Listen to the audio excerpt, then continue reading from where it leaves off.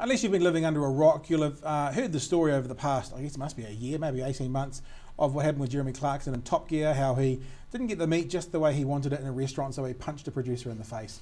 That led to his being fired by the BBC, and that led to his two mates, who are Hammond and May, I'm just thinking, got it right, Hammond and May, going along with him. But the reason we're talking about this today is their new show starts on Amazon on Prime Saturday, New Zealand time, Friday night, UK American time.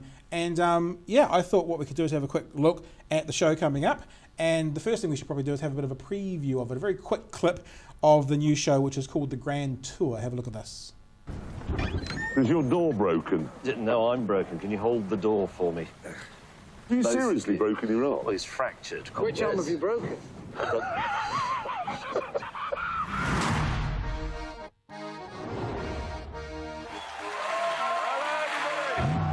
Is there an event on? Is it always this busy? Wow, Roger Moore isn't here. Looking good is more important than looking where you're going. When are you going to do that, Ray? This could be so expensive.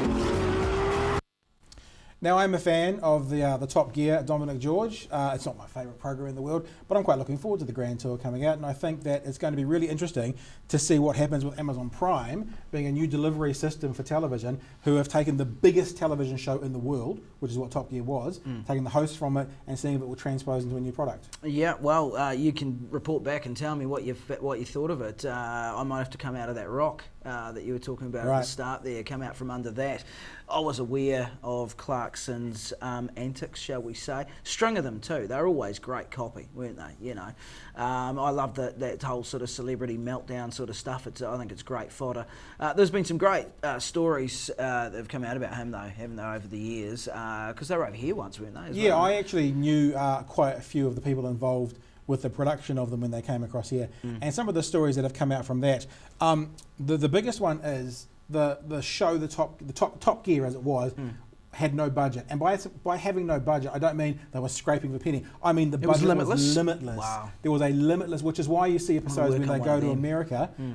If Mustang won't give them a car, they buy one, and they actually did that. Because each of their episodes is shown in 160 countries. Each of those episodes is showed and repeated at least 50 times. So you think about the money that comes every time that's shown, someone clips a ticket somewhere. And I wrote a piece, not the time he got fired, but a few before that, actually explaining all these facts and figures to people. Yeah, he was. I say Clarkson, it is a team, but he is a driving force. And he was a cash cow for the BBC. And of course, the new incarnation of Top Gear with Chris Evans and Matt LeBlanc was panned. Oh, absolutely. Matt LeBlanc was great. Yeah. Evans was terrible. And one of the interesting things that have come from an interview I recently saw with Clarkson is if you watch Top Gear, and obviously you're not a huge watcher of it, but if you watch it, I'm sure you've seen clips. It looks very impromptu and very silly. But it's all scripted, right? It's written. They're journalists, yeah, and they script really carefully. And in an interview recently, Jeremy Clarkson said one of the things he thinks he sees missing in Top Gear from now on is the writing. And he says the people have tried to come on board and remake this thing that they had, and they've underestimated how difficult it is. Here's a quote from him, Q11. He says, you look at the TV show, and he's talking about Top Gear, and you read all the credits, you see the cameraman, you see the sound recorders, you see the names, you'll find, you'll see their names. You find me one where it says written by. They just cobble it together. Writing is everything. Now, unbeknownst to many, especially here in New Zealand, Jeremy Clarkson is actually an incredibly talented journalist. He's a writer, caster. See, I didn't know that about him. Incredibly talented and very good writer. And so what's obviously come from this is, even though they look like a bunch of buffoons racing cars around, all the quips, all the impromptu stuff, a lot of that is actually scripted by them. Yeah. And that's what's missing from the new one. And that'll be interesting to see if that comes to the new show. Well, if you look at the clip that we just showed at the top there, it's going to be pretty impressive, isn't it? It looks great.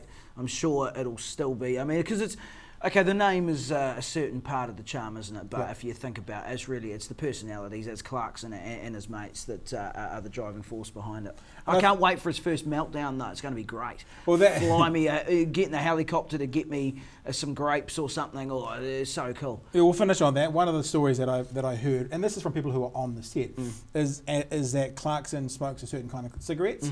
They didn't have them on Waiheke Island in Auckland, so a helicopter was sent back to Auckland to get what he needed, so he could have the cigarettes. That's rock and roll. That's diva, isn't it? Yeah. Diva.